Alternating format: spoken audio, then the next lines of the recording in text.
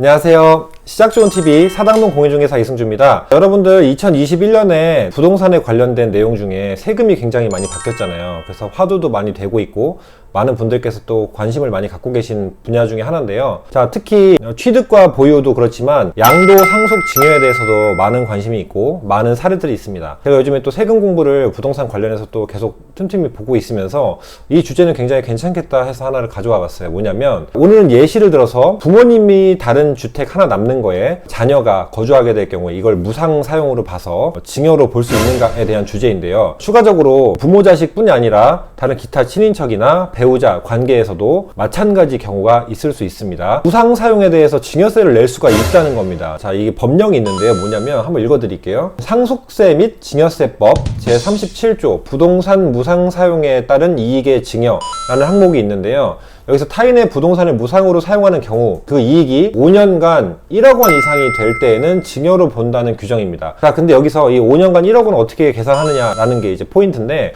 1년마다 2%씩 적용을 하는 건데 어떤 2%냐? 집값의 2%예요.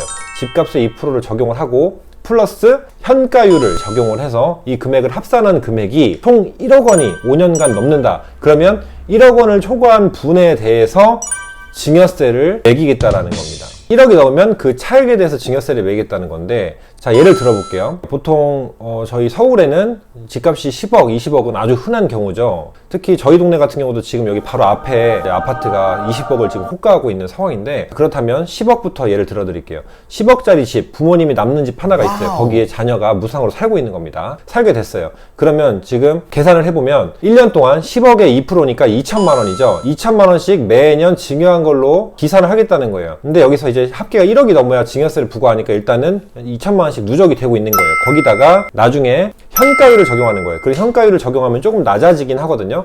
그런데 이제 아무튼 1억 원이 포커스라는 겁니다. 그러면 자, 20억을 예를 들게요. 20억일 때는 2%면 4천만 원이죠.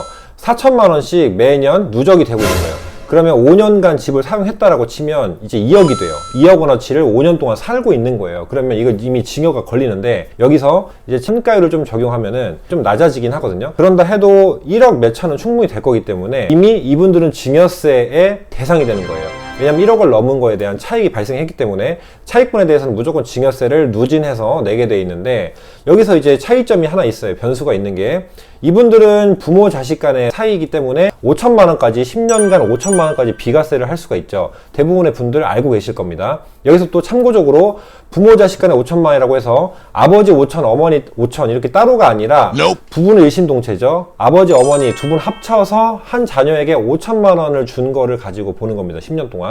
그러면 여기서 이분들이 다른 금액을 증여를 한 적이 없다라고 하면 이 1억이 넘는 차익분에 대해서 이 5천만 원까지 비과세를 주기 때문에 차익을 계산해서 공제를 할 수가 있겠지만, 만약에 10년 이내로 현금 증여한 것이 있다라고 하면 공제를 받을 수 없고 전액 차익에 대해서 과세를 받게 되어 있습니다. 여기서 이제 우리가 다른 사례를 예를 들 수가 있겠는데, 만약에 배우자다 그러면 배우자한테는 6억까지 공제가 되기 때문에 배우자는 또 다른 경우가 있을 수 있고, 또 형제, 자매, 기타 친인척은 1,000만 원이에요. 이때는 공제받을 수 있는 금액이 현저하게 떨어질 수가 있습니다. 그리고 또 한 가지 참고하실 부분이 있는데, 자, 세대 할증이라는 단어가 있어요. 뭐냐면 제가 있고 아버지가 있고 할아버지가 있어요. 그럼 할아버지가 만약에 저한테 바로 주신다, 이렇게 하면 아버지를 건너뛴, 세대를 건너뛰었기 때문에 할증이 붙는다는 거예요. 세대 할증이 따로 있다는 것도 알아두셔야 됩니다. 또 한 가지 참고하실 부분은 직계 존비속이라고 무조건 5천만 원이 아니라 직계 존속이 위고 직계 비속이 아래예요. 자, 저는 어떻게 외웠냐면 위존 아비라고 외웠어요. 아래 세대는 비속이라고 부르고 위 세대는 존속이라고 부르는데, 그럼 저희 부모님 세대는 직계 존속이 되고 제가 추후에 자녀를 낳게 된다면 직계 비속이 되겠죠.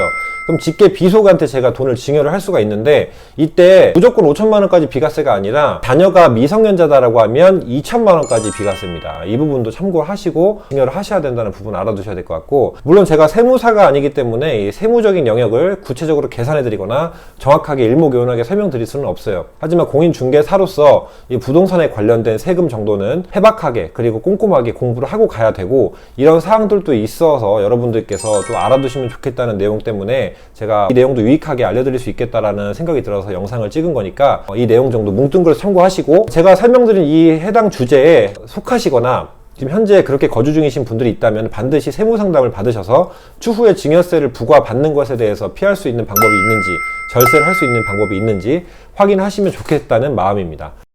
자, 그래서 다시 내용 정리하면 집값에 대비해서 연 2%씩으로 계산을 합니다. 거주 기간을 당연히 곱해야겠죠. 그럼 예를 들면 10억짜리 집을 3년째 살고 있다라고 하면 2천만 원씩 3년째, 그럼 지금 6천만 원어치를 지금 현재 살고 있다라고 생각을 하는 겁니다. 거기에 현가율을 적용하는 거기 때문에 물론 조금 더 떨어지긴 한다라는 부분이고, 그 다음에 현재 제가 말씀드린 사례는 부모 자식이지만 직계 존비속 사이지만 그리고 성년이지만 만약에 다른 관계일 경우에는 나중에 추후에 1억 원을 초과하는 부분에 대해서 차익에 대해서 과세를 함에 있어서 공제받을 수 있는 부분이 어느 정도인지는 다 경우에 따라 다르다는 거 여러분들 알아두셨으면 좋겠습니다. 오늘 짧고 간단하게 설명을 드리려고 했습니다. 세금 부분이 너무 어렵고 복잡하기 때문에 그래도 이 내용에 대해서, 이 법에 대해서 하나라도 알고 가자는 게 제 채널의 취지이기 때문에 여러분들께 설명을 드린 거고요. 오늘도 조금이나마 유익하셨으면, 도움 되셨으면 좋겠습니다. 사실 제가 좀 전에 한 10분 정도 되는 영상을 찍었었거든요. 근데 제가 이제 이번에 잠을 잘 못 자니까 뾰루지가 나는데 여드름 패치가 뜬 거예요.